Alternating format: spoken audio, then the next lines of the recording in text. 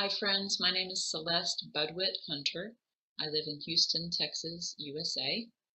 It is September of 2013. It is hot as usual in Texas. You may hear the air conditioning running in the background. You may hear my two cats occasionally running in the background. I want to talk in these 3 videos about mindfulness meditation. In this first video, I will simply introduce some basic concepts about mindfulness, what it is and what it isn't. In the second video, I will talk about the actual basic meditation instruction. And in the third video, I will address some common obstacles to practicing mindfulness meditation and how people have found over the millennia solutions, ways to overcome those obstacles. Mindfulness originally comes from the word shamatha in Sanskrit, which means calm abiding or abiding in peace. And the Tibetan term for the same word is shine. But what is mindfulness meditation? Well, let me say a little bit about what it is not. It is not something that requires being a Buddhist. For one thing, even though it strongly comes from the Buddhist tradition. It's actually it originates from before the time of the Buddha. But mindfulness practice is not a way of changing your religion. There's no hidden agenda here.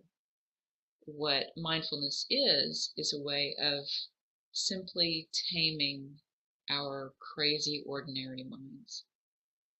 People find a lot of different ways to do that. With mindfulness practice, we do that by gently coming back to the present moment. So another thing that mindfulness is not is, I would say, aggressive self-improvement.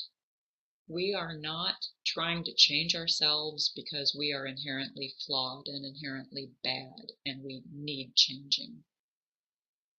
What we are working with is our basic goodness, not our basic badness. So we have a very important operating assumption with mindfulness practice. We are assuming that underneath all of our crazy mindedness, our crazy thoughts and feelings, and our crazy behavior, our messed up relationships and so on, underneath everything that we experience is basic, fundamental goodness.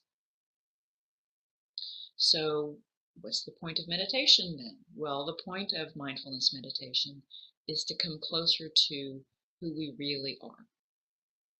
We are coming closer to that heart of basic goodness. So the reason I say this is not an aggressive self-improvement trip is because that, for one thing, doesn't really work.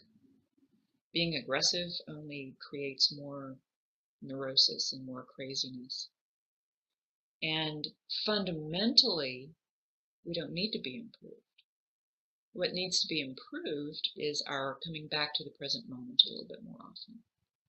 So it's more in the sense of a behavioral need rather than changing our inherent makeup. So that attitude that we are basically good and that we are not fundamentally messed up is a significant attitude. And you can probably see how practicing meditation based on an assumption of basic goodness is very different than practicing meditation with an assumption that we're basically messed up and we had better change and better change fast. With an assumption of basic goodness, we can treat ourselves with kindness. If we want to train a puppy, a young dog, the best way to train that animal is not with aggression, not with beating it into submission. The best way to bring out the best in that animal is with patience and kindness. We take the same attitude toward ourselves. We deserve at least as much as we would practice when working with an animal. So with the assumption of basic goodness, with a gentle, kind approach, we apply a simple, kind discipline, and that is the discipline of the meditation practice itself.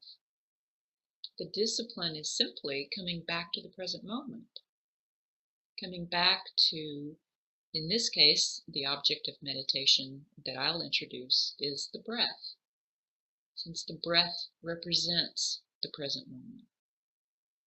We don't breathe in the past, and we don't breathe in the future. We breathe now. So if our mind is caught up in the past or in the future, a very simple reference point to nowness, to the present moment, what's happening right here and now, very simply, is the breath, the current, good old breath.